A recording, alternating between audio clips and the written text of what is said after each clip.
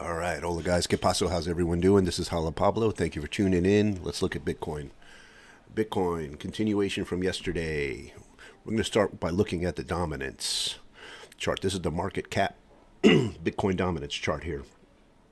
If you recall yesterday, if you saw my video, we talked about this distribution range in this overbought area here. As you remember yesterday, I told you we were in a rising wedge on the micro here, and rising wedges eventually distribute, and we see indeed that this is what happened. And I kind of postulated that if this thing distributes, it comes back to the macro trend. Well, this would be the macro trend resistance line of this descending channel. Then it will have created, in effect, a double bottom, or rather, excuse me, a double top, and if it's unable to flip it to support, then we can expect this thing to go back down into the channel and head back to retrace back down to the macro trend support line.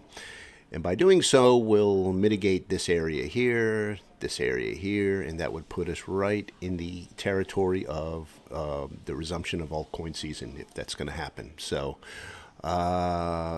anyway, we saw that this thing distributed, so everything so far is going as planned. And yeah, I have this on a 30-minute, and it's looking pretty distributional. What would you say? So we'll see what happens when it reaches this area here, if it reconsolidates or if it just goes through it like it did here on this first one, and heads back down. I don't think this. You could say that these things eventually turn into falling wedges, so that's normal. But not before we have at least two bounces off the support line. So that third bounce, the thing comes all the way down into altcoin season area down here where the dominance falls low enough. I mean, we're looking at dominance below 56% is usually altcoin dominance once Bitcoin dips below 56. So just kind of keep that in mind. Like in here, this area was where we had the first week of altcoin dominance. See how low Bitcoin's dominance was, and this was right under 56 is where it started. This like week-long or 2-week-long window that we had in the early weeks of December, when the altcoins were flying and everyone was happy. So, and then of course Bitcoin began to regain dominance, and then the altcoins went back to sleep, as it were. So here it looks like if we fall through the macro trend resistance and we go back down into this, like we said, we'll be headed back down into this area. And if we fall beneath this 56 or this 56.8, or let's just say 57%, and down beneath this zone, then we'll effectively be in altcoin season again, or at least Bitcoin's dominance will be low enough to precipitate a rise in the dominance of the altcoins. So, all right, that said, let's go look at and see what exactly Bitcoin is doing price action wise. And so it's looking, this whole area here is underneath the macro trend resistance line. This bottom line here in this channel, this ascending channel that had the tops of the 3 drive bouncing off, that constituted the buying climax, up thrust and up thrust after distribution. And then the support line was here, from where we had the rejection, the rejection a few days ago that we still haven't recovered from. This area here, this effectually created a LPSY, last point of support. That would be, or I'm sorry, last point of supply. I stand corrected. That would be here on this chart. This is what is this, a 2-hour over here? Or yeah, they're both 2 hours. So, and then I want to direct your attention to the waves within this structure here underneath the macro trend resistance, bouncing around. To me, it's looking like a expanding triangle, a typical expanding triangle. Expanding triangles are, if it's coming out of a bearish trend, a bear trend is usually a continuation of the trend, even though it's symmetrical. Symmetricals can go either way, but the bias seems to be a continuation of the trend, and especially when you have waves that are expanding, waves that are contracting or decreasing usually denotes accumulation, where supply, it's the informed interests are absorbing or accumulating supply, and so the waves are getting smaller and smaller incrementally as supply gets more and more scarce. And of course, the end game of that is when supply gets scarce, they need to pump demand. Demand grows, and then that's why you see these markups that usually come. And so, but we don't see that. We see the opposite. We see the sell-offs getting longer and longer. Like here's the C sell-off. Compare the C to the E. In both cases, we have predominance of supply, and then a greater predominance of supply for E selling off. And then the lows are getting lower, the highs are getting higher. It's basically a reverse wedge, expanding wedge. And I want to show you something else. This bottom part here, this last bounce that we had, and the price action is correcting. It's correcting, but it's correcting into what looks like a rising wedge, kind of like what we saw on the Bitcoin market cap dominance chart. Same kind of deal, rising wedge. See this here, which distributed. So we can kind of expect this at some point to distribute. I imagine if it doesn't prevail through the anchored VWAP here, it's going to distribute and at least back down to this trend area, this the trend support area here. And we see supply here coming in, larger than average supply, and we see falling demand. Look how demand, even starting from here, up here, right at the summit of this E wave, coming down. E wave. Now it's true that both supply and demand are both decreasing, but then on this bounce we have a corrective pump. And with the corrective pump, we see demand is still falling, so we have divergence. That's weakness. That's bullish weakness. You've got price action going up, but vertical bar demand volume going down. That's divergence. That's the weakness in bull. So all of that kind of enforces or reinforces the bias of a continuation of a bearish bias. But it all really boils down to what's going to happen at this key juncture here. This battleground, if you will, of the anchored VWAP, or the ice, so to speak. If we can go through the ice with volume, so far we haven't seen it. But if we were somehow able to jump this creek, as it were, the ice would turn into a creek if we were able to go through it, and especially with demand volume.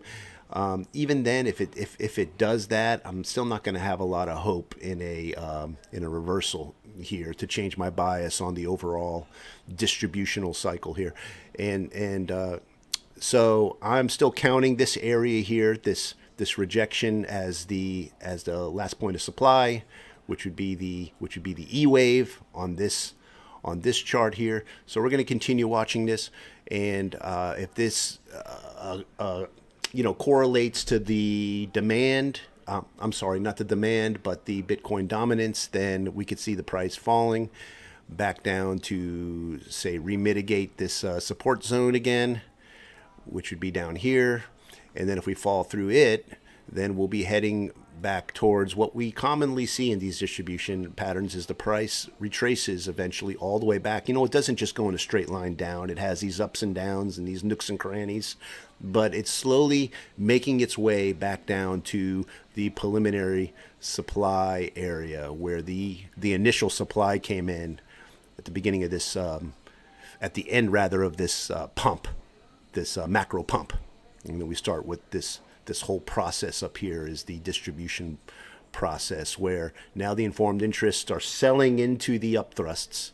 And that's where you get these big elongated waves that come in with a spread, the growing spread. Contrast this to an accumulation range, or a bottom. We see the spreads big in the beginning, but then it starts getting narrower and narrower and narrower, as if coming to like a knife point or an arrowhead. In the distribution ranges, we we pretty much see the opposite. We see the spread elongating more and more and more. Why? Because informed interests are selling into these pumps. They're pumping the price, and then as high as they can. You buy low, sell high, and then they're dumping it. And so when strong hands sell off, the only entity holding, for example, Bitcoin, are weak hands, and they're not able to keep the price up, and so the price falls. Weak hands are not strong enough, so they don't have the liquid, and so that causes the price to fall, and that's why you get these big, long, gaping waves. So you see the A wave and the C wave and the E wave getting larger and larger and larger.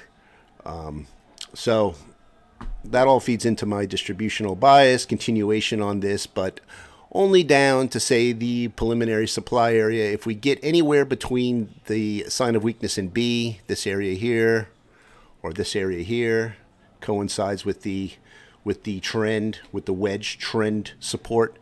Anywhere between here and in the liquidity void that we find underneath the preliminary supply, if the Bitcoin begins to reconsolidate in this area, this historically has been where we've seen the altcoins pump, and then Bitcoin goes after ample consolidation and sufficient accumulation will begin to mark back up out of its accumulation range and starting a whole new pump that culminates with the buying climax, and then we go through this sort of structure all over again. A buying climax. These features. Sometimes the UT is not as high as the buying climax. Sometimes we have what's called a hypodermic top, where we have a buying climax and then an up thrust and then down from here. Sometimes we have double top. Sometimes we have triple top. Sometimes we have we have all kinds of different configurations, but one thing is common in all of them is at the latter half of the range, we see the waves beginning to increase. So that's something that we look for, because that denotes informed interest, composite operators, institutional buyers now selling into the FOMO, and retail or the uninformed interest holding the bags at the tops as the price drops severely, as we see here and here and here, and also underneath here and here and here. The drops are just getting more and more steep. So anyway, okay, I think I labored on that enough. I'm going to sign off now. If you got anything out of this video, like, subscribe, keep following us. Stay safe in the markets. I track Bitcoin every day. Every morning I get up, I track Bitcoin, and I keep my group informed, and I also every now and then upload a video and keep you guys informed. And if you like this kind of technical analysis, consider joining a group. I keep it extremely affordable, and you'll have access to me, and I put a lot more charts inside the Discord. And we just don't do Bitcoin. We do all kinds of coins. We're looking at XRP. We're looking at Cardano, Algorand, Solana, XLM, all the, mainly the blue chippers, the ones that, Grayscale Trust's holding in their ETF portfolio and things like that. So we're looking at those as well. And if you have a special coin that you'd like me to look at, that you're heavily invested in or dollar cost averaging in, I'll be glad to look at that too. But that's reserved for those who join the Discord group via Patreon. And so I'm not doing anything in Patreon. So if you choose to check out the group and you get into Patreon, you have to get into the Discord, because everything is through the Discord. I don't do anything in Patreon. Patreon's just the doorway into the Discord. So that's about it. So, all right, guys. Like I said, like, subscribe, and we'll talk to you soon. Be safe in the markets. Take care. Have a great weekend. And, keep your eye on Bitcoin. All right. Adios. Bye-bye.